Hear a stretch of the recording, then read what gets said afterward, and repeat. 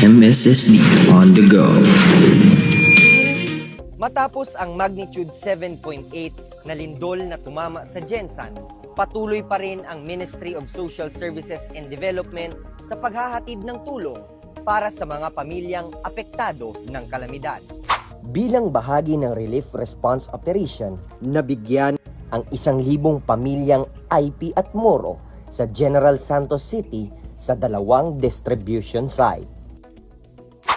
Narito tayo ngayon sa Barangay Tinagakan, kung saan 286 na pamilya mula sa 3 barangay ng Tinagakan, Batumilong at Katanggawan ang nabigyan ng tulong ng MSSD. Kabilang sa ipinamahaging tulong ang 25 kilo ng bigas, family food packs at mga non-food items gaya ng dignity kit, water kit, cooking kit at trapal para mas makatulong sa agarang pangangailangan ng mga pamilyang naapektuhan. Mula sa unang distribution site, dumako naman tayo dito sa opisina ng NCMF, kung saan mas malaking bilang ng mga benepisyaryo ang nakabigyan ng tulong.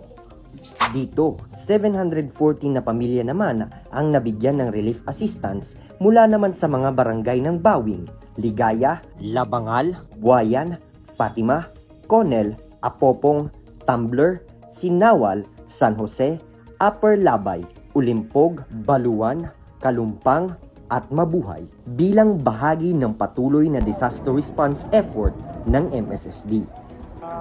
Kami po ay nagpapasalamat sa MSSD BARM sa kanilang tulong na ibinigay sa amin na natamaan ng lindol. Laking tulong po ang kanilang binigay sa amin, gawa ng ito ay kumpleto.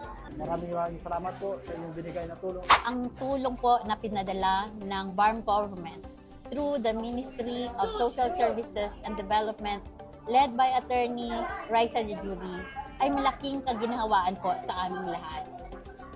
From us, na mga kapwa nyo Bangsamoro at IP community at in behalf po ng aming butihing mayor, taus-puso po kami nagpapasalamat sa inyo. Sa pamamagitan ng sama-samang pagkilos ng MSSD at mga katuwang nitong ahensya, patuloy ang paghatid ng tulong para sa mga pamilyang apektado ng lindol. Mula dito sa lungsod ng General Santos, Jeros Platon po para sa MSSD On The Go. MSSD on the go.